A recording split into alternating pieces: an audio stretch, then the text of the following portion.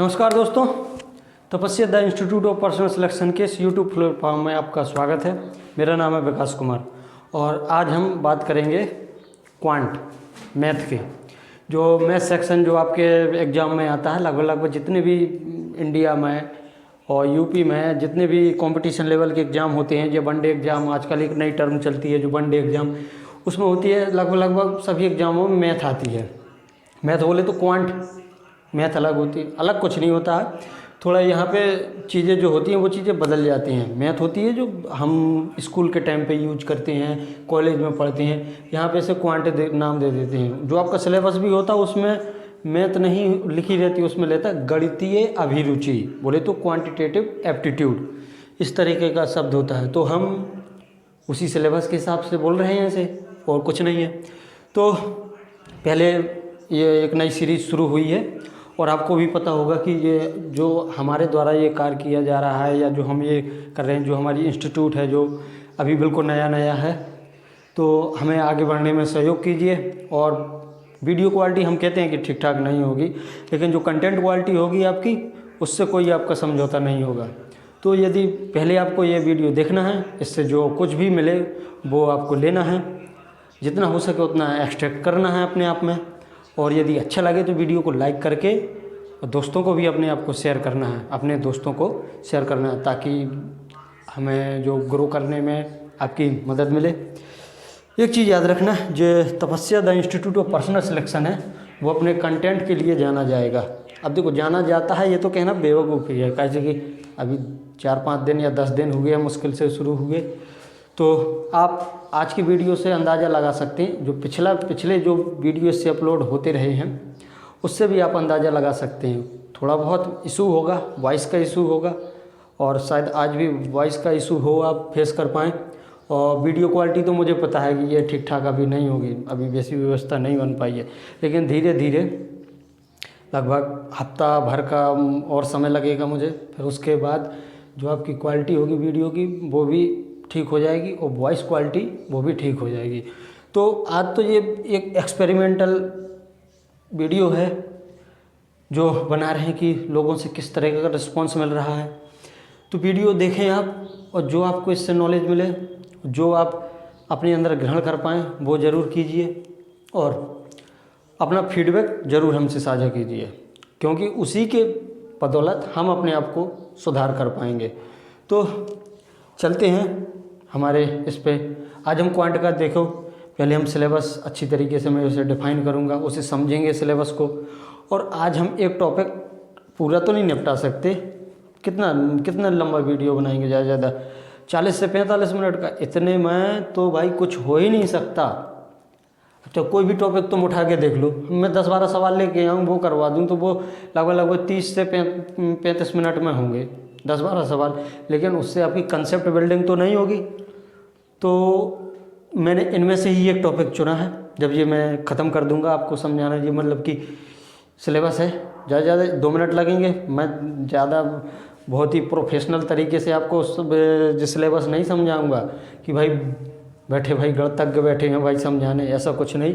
ये बताना है कि ये आपके जो टॉपिक हैं मैथ में या क्वांट में वो आते हैं, उनके बारे में थोड़ी चर्चा होगी और बाद में हम अपने टॉपिक पे आ जाएंगे। तो चलो शुरू करते हैं। और एक चीज़ याद रखना, आपके सहयोग की हमें बहुत ज़रूरत है, तो वीडियो को ज़रूर शेयर करें और वीडियो को लाइक करें। और यदि चैनल पे यदि आप वीडियो देख रहे हैं तो भाई चैनल को लाइक कर ही देना। बहुत सारे चैनल लाइक किए होंगे आपने, बहुत से सारे चैनल सब्सक्राइब किए होंगे, एक मेरा भी या एक हमारा भी कर दीजिए। तो चलो शुरू करते हैं क्वांट के। सबसे पहला देखो, लोगों महान हैं, जो महान विद्वान लोग हैं, अच्छे टीचर हैं भाई, मैंने भी उन्हें फॉलो किया है। जो बहुत से टीचर हैं यूट्यूब पे पढ़ाते हैं, ऑफलाइन पढ़ाते हैं। खैर ऑफलाइन तो उतना पढ़ना नहीं हुआ है, लेकिन जो यूट्यूब है लगभग सभी टीचरों का मैंने वीडियो देखा है, उनसे कुछ सीखा है। तो उसी के आधार पर मैं आज यहाँ पे खड़ा हूँ, आपको इतना कॉन्फिडेंस जुटा पा रहा हूँ कि आपको समझाने की कोशिश करूँ मैं। तो देखो उन्होंने क्या किया है, अब ठीक ही किया है। थोड़ा जो सिलेबस जो होता है उसे बांट देते हैं तो पढ़ने में आसानी होती है। तो भाई लोगों ने क्या किया है कि इन्हें अंक गणित बोले तो अरिथमेटिक बना दिया। जो मैंने अलग से, देखो मैंने भी वही चीज़ की है। जो टॉपिक है यहाँ पे एडवांस मैथ, एडवांस बोले तो अब हिंदी में से कौन सी एडवांस मैथ बोले, ऐसा तो कुछ है ही नहीं है। तो भाई लोगों ने बना दिया है तो हमने भी बना दिया है ये एडवांस मैथ। और तीसरा टॉपिक ये संख्या पद्धति, मैंने ना इसमें रखा ना इसमें रखा, वो उसकी अलग बात है। जब हम, और आज मैंने यही टॉपिक लिया है, इसी पे चर्चा करेंगे। वो देखेंगे कि भाई ये यहाँ उससे कर लेना देना, वो यहाँ है, यहाँ आपको तो कंसेप्ट से मतलब, वो सवालों तो पढ़ने सीखने से मतलब। तो देखो सबसे पहले हम बात करेंगे अनुपात समानुपात, जो पहला चैप्टर होगा और बहुत ही इंपॉर्टेंट चैप्टर है। इस चैप्टर से ये देखो आपके मिश्रण और पृथकीकरण होते हैं, जो रेशियो प्रोपोर्शन, मिश्रण और पृथकीकरण हिंदी में शायद बोलते हैं और इंग्लिश में बोलते हैं मिक्सचर एंड एलिगेशन। तो मैं यहाँ पे इंग्लिश में भी लिखता है। देखो जो ऑडियंस है हमारे पास वो अधिकतर हिंदी वाली है, और जो हम बोलते हैं अक्सर ऐसी चीज़ें तो बहुत मुश्किल से निकलती हैं मुँह से। अक्सर ratio proportion, mixture and allegation, time and work, pipe and system, इस तरह के नाम निकलते हैं मेरे मुँह से। तो फिर भी मैंने कोशिश की है ऐसे लाने की। बहुत सा समय बर्बाद हो रहा है यार ऐसी बातों में। देखो मिक्सचर एंड एलिगेशन ये अनुपात समानुपात पे ही आधारित है। इसी के ही कंसेप्ट से ये क्वेश्चन आपके हल होंगे। टाइम एंड वर्क, समय और कार्य भी आपका रेशियो प्रोपोर्शन से ही हल होगा। नल और हौज, इन्हें कहते हैं हम पाइप एंड सिस्टर्न। जैसे नल तो समझ में आ रहा है जी, हौज कई लोगों को नहीं समझ में आ रहा होगा। तो इन्हें कहते हैं पाइप एंड सिस्टर्न। नल और टंकी वाले सवाल अब तो आ रहा समझ में, ये नल और टंकी वाले सवाल ये भी आपके इसी से, चाल और दूरी, चाल और समय, नाव धारा, वो तो टाइम एंड स्पीड, और बोट एंड स्ट्रीम, ये इतने टॉपिक हैं जो आपके इसके कंसेप्ट से हल होंगे। और कोई भी सवाल इनमें से इस कंसेप्ट से बाहर नहीं जाता है। हाँ, और भी कई कंसेप्ट मिक्सचर हो, जैसे प्रतिशत इसमें ऐड हो जाए वो बात अलग है, लेकिन इनके कंसेप्ट से बाहर नहीं जाता। अब देखो जो परसेंटेज, इससे आपके जो परसेंटेज से हल होंगे वो होंगे प्रॉफिट एंड लॉस बोले तो लाभ हानि, बट्टा बोले तो डिस्काउंट, साधारण ब्याज बोले तो सिंपल इंटरेस्ट, चक्रवृद्धि ब्याज बोले तो कंपाउंड इंटरेस्ट, और औसत, औसत जी आपका अलग टॉपिक, औसत को हम अलग से पढ़ेंगे। प्रतिशत के साथ आपके इन प्रतिशत के कंसेप्ट से आपके ये सब टॉपिक हल होंगे। औसत एक अलग में ही अच्छा टॉपिक है, बहुत ही, औसत एक बहुत ही अच्छा टॉपिक है, वो उसकी चर्चा बाद में करेंगे, ये अलग से टॉपिक है। यहाँ पे ये संख्या पद्धति, इसे मैंने अलग इसलिए रखा क्योंकि कुछ कंसेप्ट इसके हिस्से मिलते हैं, कुछ कंसेप्ट इसके हिस्से मिलते हैं। इससे बोले तो बीजगणित से ज़्यादा मिलते हैं इसके कंसेप्ट। तो ठीक है जी, संख्या पद्धति। और जो एडवांस मैथ में जो लोगों ने बताया है, जो बीजगणित बोले तो अलजेब्रा, त्रिकोणमिति, ट्रिग्नोमेट्री, और ज्यामिति, ज्योमेट्री, और क्षेत्रमिति, क्षेत्रमिति सही लिखा ना मैंने, हाँ शायद सही लिखा, मेंसुरेशन, ठीक है, ये आपके होते हैं। अब हम आज चर्चा करेंगे संख्या पद्धति पे। देखो सिलेबस की चर्चा है वो तो हम करते ही रहेंगे रोज़ाना, किसी ना किसी, जब भी हम नया टॉपिक स्टार्ट करेंगे करते रहेंगे। तो हम बात करेंगे संख्या पद्धति। संख्या पद्धति भाई एक छोटा मोटा टॉपिक नहीं, बहुत ही लेंदी टॉपिक है।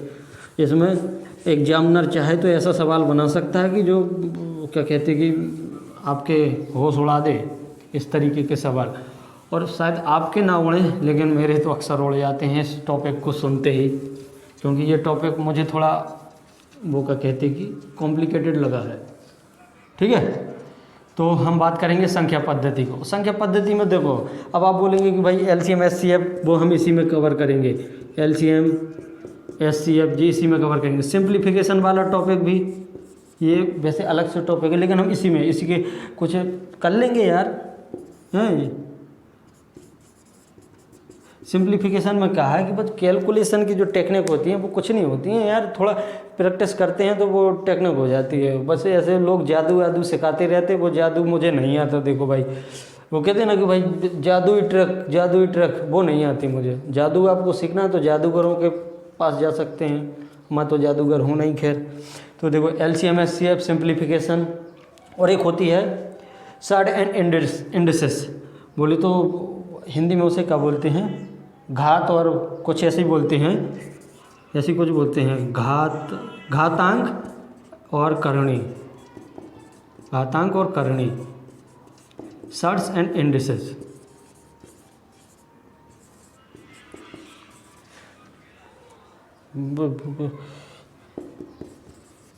ठीक, सर्ट्स एंड इंडिसेस ये बोलते हैं। और इसमें एक होता है, एक टॉपिक और आपका रह गया शायद, sequence and series. Sequence and series, इसे हम अलग से डिस्कस करेंगे। सीक्वेंस एंड सीरीज को हिंदी में, सीक्वेंस एंड सीरीज को कुछ भी कहते होंगे, सारणी, ऐसे ही कुछ, सीरियल नंबर। चलो, सीक्वेंस एंड सीरीज ये हम अलग से डिस्कस करेंगे, ठीक है। और हिंदी में क्या कहते हैं वो आप मुझे बता दीजिए, भूल गया हूँ। देखो, मेरी जो स्कूलिंग हुई है बिल्कुल पूरी हिंदी में हुई है, लेकिन क्या किया जाए, इंग्लिश के चक्कर में जो हिंदी भी बर्बाद हो गई थोड़ी बहुत है। अब मुझे याद नहीं इस प्रकार के सीक्वेंस एंड सीरीज को क्या कहते हैं। तो चलो, क्वांट हम बात करेंगे नंबर सिस्टम पर। अब यहाँ पे थोड़ा दिमाग लगाने की कोशिश करना। ये आपने बचपन में पढ़े होंगे, 7वीं में, 8वीं में, 10वीं में, 9वीं में भी, 10वीं में भी आपने पढ़ा होगा। और अब देखो आगे किस तरीके के हैं। तो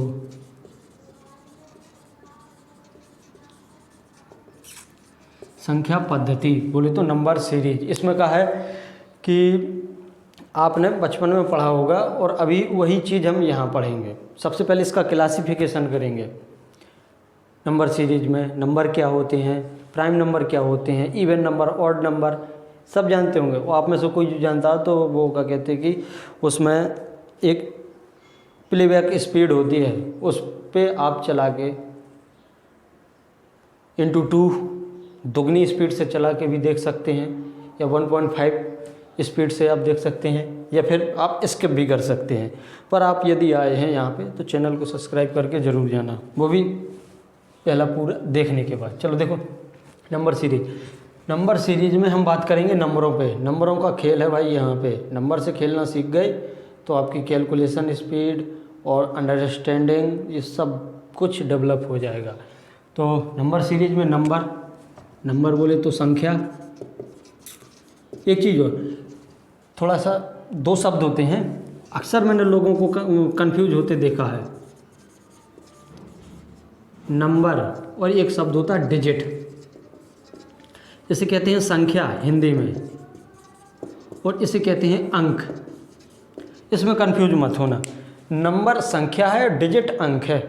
समझ रहे आप? चलो हम समझाए अच्छी तरीके से समझना। जैसे मैंने यहाँ लिखा 4, ये एक संख्या है, यहाँ भी लिखो 4, तो ये अंक है, संख्या भी है, अंक भी है, 4 है कि नहीं। अब ध्यान से समझना। अब मैं यहाँ पे 2 अंकों की संख्या होती ना, देखो आपने शायद 8वीं में 9वीं में सवाल पढ़ा होगा, ये 2 अंकों की संख्या है जिसमें इकाई का अंक ये है, दहाई का अंक ये है, उन दोनों को जोड़ने का ये, घटाने का ये, गुणा करने का ये, इस प्रकार के सवाल। अब जैसे मैंने यहाँ लिखा 11, तो ये एक संख्या है, लेकिन डिजिट क्या है, यहाँ 11 की जगह 12 लिख दो। जो देखो यहाँ पे जो 12 है वो एक संख्या है, बोले तो नंबर है, और डिजिट 1 2, तो ये डिजिट 1 डिजिट 2, समझ गए आप, ये डिजिट है। डिजिट क्या होती है, 0 to 9, 0 से 0 से लेके 9 तक, 0 से लेके 9 तक ये आपकी डिजिट है, और यही आपकी संख्या है डिजिट। और जैसे 4 अंकों की, आपको दुनिया की जितनी संख्याएं मिलेंगी आपको इन्हीं अंकों की मिलेंगी, 0 से लेके 9 तक के, कोई भी दुनिया भर की संख्या कोई भी आप उठा के देख लीजिए, इनके इसके अलावा कहीं वो बाहर जाएगी। तो ये क्या है, डिजिट है। और मुझे लगता है कि आप शायद समझ गए होंगे, तो ज़्यादा समय। देखो मेरी एक आदत बहुत ख़राब है, ये ख़राब क्या है कि कबूल करत कि हमारी जो टॉपिक पर हम घुसते हैं तो ऊपर से पढ़ाने में मज़ा नहीं आता, और जब पढ़ते हैं तब भी ऊपर से पढ़ने में मज़ा नहीं आता, तो पढ़ाने में कैसे मज़ा आएगा। तो वही चीज़ है, टाइम लग जाएगा। कहो मैं इसका क्लासिफिकेशन भी पूरा ना कर पाऊँ और टाइम हो जाए, और वीडियो की लेंथ ज़्यादा होगी तो वो आप देखने में आपको क्या कहते हैं कि दिक्कत पड़ेगी, इरिटेशन होगा। इतनी इंटरेस्टिंग वीडियो तो होती नहीं है जो स्टडी या एजुकेशनल वीडियो। तो मैं शायद इसका क्लासिफिकेशन भी ढंग से ना कर पाऊँ, तो उसके लिए माफ़ी चाहूँगा, लेकिन कंसेप्ट होगा वो बिल्कुल पूरी तरीके से होगा, ध्यान से समझो। और क्लासिफिकेशन तो मैं करके ही जाऊँगा, नहीं तो का मतलब निकलेगा उस वीडियो का, को देखेगा उसको ये अंक गणित और एडवांस मैथ ये देखने के लिए देखेगा। चलो देखते हैं अब क्या कह रहा है वो। सबसे पहले लेते हैं नंबर। नंबर बोले तो संख्या, ये शॉर्ट में लिखा है संख्या लेते हैं। संख्याएं क्या कहते हैं कि हमारे गणितज्ञों ने दो प्रकार से बांटी हैं, ठीक है। एक का बोलो उन्हें वास्तविक संख्या, एक का बोलो अब वो सॉरी काल्पनिक संख्या। मैं लिख रहा हूँ यहाँ पे, चलो हिंदी में ही लिखूँगा वास्तविक। देखो राइटिंग पे बिल्कुल नहीं जाना, क्योंकि राइटिंग हमारी बहुत ही सुंदर है। वास्तविक संख्या और यहाँ पर होती है इमेजिनरी नंबर बोले तो काल्पनिक संख्या, काल्पनिक संख्या। इसको आपको टच भी नहीं करना है। ये काल्पनिक संख्या है, अपने आप के काल्पनिक आदमियों से मतलब ही नहीं है, जो इमेजिनरी वर्ल्ड में जीते हैं, जो काल्पनिक दुनिया में जीते हैं, हकीकत से परे होके, उनसे अपन को मतलब नहीं है। अपन को जीना है इस रियल वर्ल्ड में, ठीक है। वास्तविक दुनिया के आदमी हैं हम, सपनों की दुनिया के नहीं। वैसे सपने तो सबके होते हैं, कोई बात नहीं। चलो हम इस पे आते हैं, वास्तविक संख्या, ठीक है ना। अब इसके बाद हिंदी में इंग्लिश में बोलते हैं रियल नंबर, ठीक है। काल्पनिक संख्या होती क्या है बाद में सब बता देंगे, अभी यहाँ पे आओ, ठीक। देखो वास्तविक संख्याएं आपकी दो प्रकार की होती हैं। हमारे गणितज्ञ लोगों ने दो प्रकार से बांटी। ये देखो, यदि आप कहेंगे कि भाई ये है क्या, कहाँ से लिया ये, तो कक्षा 10वीं के बच्चे पढ़ने आते हैं मुझसे, तो उसी किताब में है ये। बहुत इससे पहले तो मैंने मतलब कि किसी टीचर ने ही समझाया था, उन्हें से ही सीखा है। लेकिन 10वीं की किताब मैंने जब खोल के देखी, पढ़ने आते बच्चे, तो उसमें भाई वही चीज़ है जो आचार्य जी ने हमें पढ़ाया है। हमने जब 10वीं में पढ़ते तो इस तरीके की तो हमने पढ़ाई की नहीं। अब देखो यहाँ पे खोल रहे तुम्हारे दिमाग के नेत्र, शायद खोल पाऊँगे। तो वास्तविक संख्या आपकी दो प्रकार की होती है।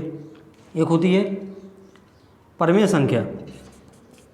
ये देखो मैं थोड़ा टाइम ले रहा हूँ रिकॉल करने में, ताकि इसलिए ले रहा हूँ क्योंकि मुझे ये टर्म है जो इंग्लिश में याद है यार, उसके लिए माफ़ी चाहूँगा मैं। हिंदी में थोड़ा रिकॉल करने में टाइम लगता है। तो ये परमेय संख्या, परमेय संख्या। और तो फिर ये क्या होगा, अपरमेय, ठीक है। ये होगा आपका अपरमेय। परमेय संख्या और अपरमेय संख्या। परमेय संख्या भी आपकी कई प्रकार की होती है। पहले हम इनको डिफाइन करते हैं अच्छे से कि ये परमेय क्या है, अपरमेय क्या है, हैं कि पहले क्लासीफाई कर दें पूरे को, हैं। देखो मैं तो ऐसी बात है कि सोच रहा हूँ कि पहले इनका जो जितना है वो सब बता दूँ। रियल नंबर, काल्पनिक नंबर। काल्पनिक नंबर से अपन को कोई मतलब नहीं है, इन्हें छोड़ो ये काल्पनिक दुनिया वालों को। वास्तविक संख्या, रियल नंबर वो नंबर होते हैं जो आपकी इसमें क्या कहते हैं कि ये आपकी जो वो होती ना, कक्षा 8वीं में आपने पढ़ा होगा संख्या रेखा, नंबर लाइन, 0 यहाँ 1 2 3 4 5 6 इस तरीके को होती है। ये प्लस में होते हैं, +1 +2 +3 इस तरीके, +4, और यहाँ पे -1 -2 -3 -4 इस तरीके के नंबर होते हैं जी, हैं। तो भाई इसमें जो आ जाए संख्या रेखा में जो नंबर हम व्यक्त कर दें वही रियल नंबर है। नहीं समझे? अरे रुको हम समझाए। आपने 8वीं में पढ़ा होगा या 7वीं कक्षा में पढ़ा होगा, यदि आप यूपी बोर्ड के स्टूडेंट हैं, हम कह रहे सीबीएसई बोर्ड के भी होंगे, तो आपने नंबर लाइन ज़रूर पढ़ी होगी। तो नंबर लाइन में होता क्या है कि यहाँ पे एक न्यूट्रल होता है 0 के दाएं तरफ जाओगे तो आपको धनात्मक संख्याएं मिलेंगी, और बाएं तरफ जाओगे तो आपको ऋणात्मक संख्याएं मिलेगी। समझे? अब तो यहाँ 0 से +1 +2 +3 +4 इतना तो समझ ही गए होंगे, -1 -2 -3 -4, और जितनी भी संख्याएं इस नंबर लाइन पर व्यक्त कर दें तो वो संख्याएं अपनी कहाँ हैं, वास्तविक संख्याएं। समझ गए?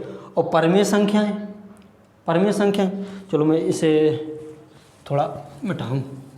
परमेय संख्या बोले तो रेशनल नंबर। क्या? Rational number. इन्हें हम कहते हैं भाई कि जो संख्या p बाई क्यू के फॉर्म में व्यक्त की जा सके। क्या? p बाई क्यू के फॉर्म बोले तो p बटा क्यू के रूप में जिन्हें व्यक्त किया जा सकता है वो आपकी क्या है? परमेय संख्याएं हैं। जिसमें ध्यान रखना, अभी परमेय संख्या का क्लासिफिकेशन होगा तब आपको समझ में आएगा। अब यहाँ देखो, मैं यहाँ पे कर ही दूँ भाई परमेय संख्या का क्लासिफिकेशन। नहीं देखो, p और q का जो मान हो, सॉरी क्या कहते हैं इसे, p और q होते जी दोनों होने चाहिए इंटीजर। इंटीजर बोले तो पूर्णांक। क्या होना चाहिए? पूर्णांक। और q का मान 0 नहीं होना चाहिए। जब यहाँ तक आए हैं तो बात आगे तक जानी चाहिए। q का मान क्या नहीं होनी चाहिए? 0 नहीं होनी चाहिए। एक हो सकता है q का मान, एक हो सकता है। किस तरीके से? जैसे हमने लिख दिया 3 4 बटा 1 ये कर दिया।